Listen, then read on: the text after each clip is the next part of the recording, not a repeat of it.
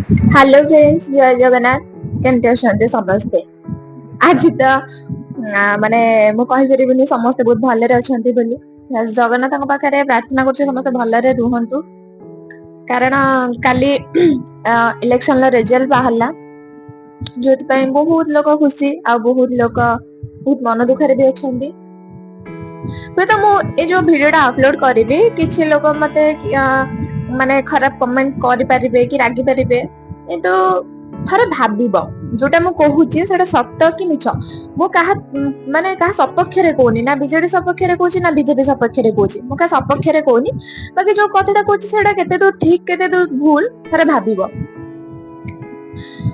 माने इंस्टाग्राम रे वीडियो गुडा देखला को सतरे बहुत दुख लागुचे, माने बहुत दुख लागुचे। जो कहतनी गोटे मनीष जते बेले बंची थिबो ताको केही कहबे ना से भलो बोली, आउ मरी गला परे समस्त कहबे अरे लोकटा बहुत भले थिला, बहुत दयालु थिला, एमती थिला सेमती थिला, XYZ बहुत किछि जिंस एबे होचे सैया। एबे किछि न, एबे रियलिटी होचे सैया। माने जते बेले इलेक्शन चाली थिला से टाइम रे बहुत सारा वीडियो आसला, बहुत सारा वीडियो आसला, न्यूज आसला।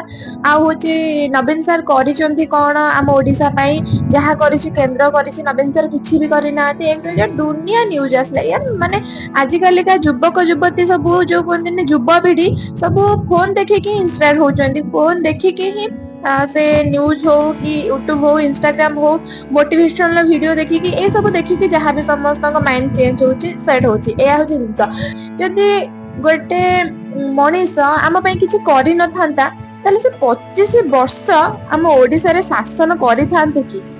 पुरा माने फास्ट आपण माने थरे भाबंतु, जदि से किछि करि न थांते से केबे भी 25 वर्ष शासन करि न थांते। से बहुत किछि करिसंती, जोथि पई कि 25 वर्ष हेलानी शासन करि आसुथिले। माने ओटा रेकॉर्ड एथरा माने भांगी गला। माने 25 वर्ष हेला बीजेडी शासन चलथिला, फास्ट टाइम पे बीजेपी एथरा शासन करिवो। माने मु सेंटर कथा कोनी, हम ओडिसा कथा मु कहूची। माने ओटा रेकॉर्ड भांगी गला पूरा। न्यूज रे देखिला बेले को सीरियसली आखिरे लुह आसी जाउची। केते सारा माने स्त्री लोक, वयस्क लोक समस्ते माने पूरा तांका आखि छळ छळ पूरा कांदी पकोउचंती कि हम नवीन सर आम पई एया करथिले सेया करथिले। रियलिटी रे सतरे करथिले यार।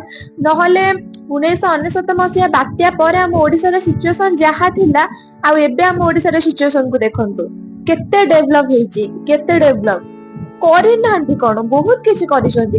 बाकी गोटे जिनिस भूल हे गला, अवहेला किछिटा रही गला सारकर।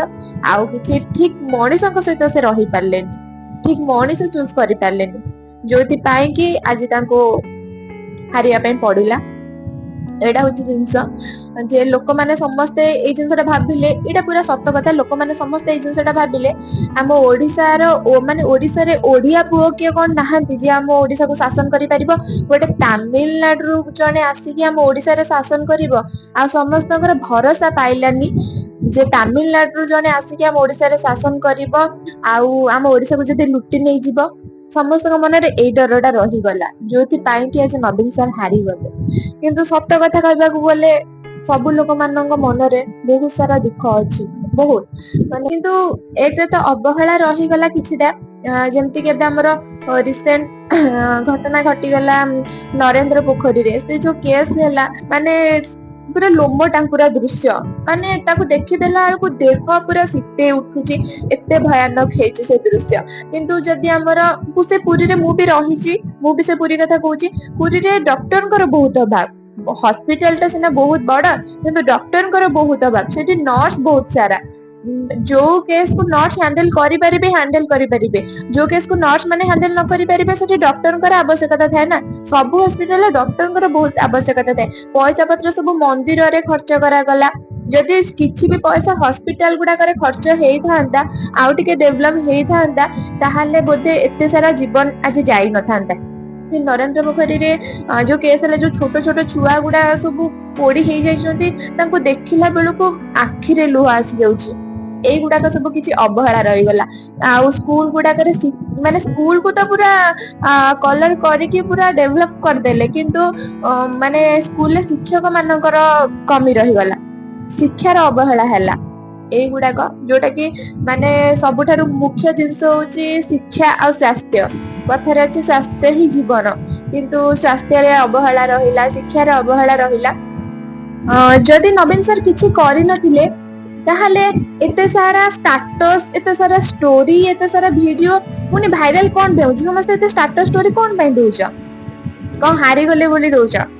ନା କି କିଛି କରିଛନ୍ତି ତମ ମନରେ କିଛି ଦୁଃଖ ଆସୁଛି ସେଇଥିପାଇଁ ଦଉଛ? ଆପଣ ମାନେ ଜାଣିଥିବେ କୋଉଥିପାଇଁ ଆପଣ ମାନେ ଷ୍ଟାଟସ ଦଉଛନ୍ତି।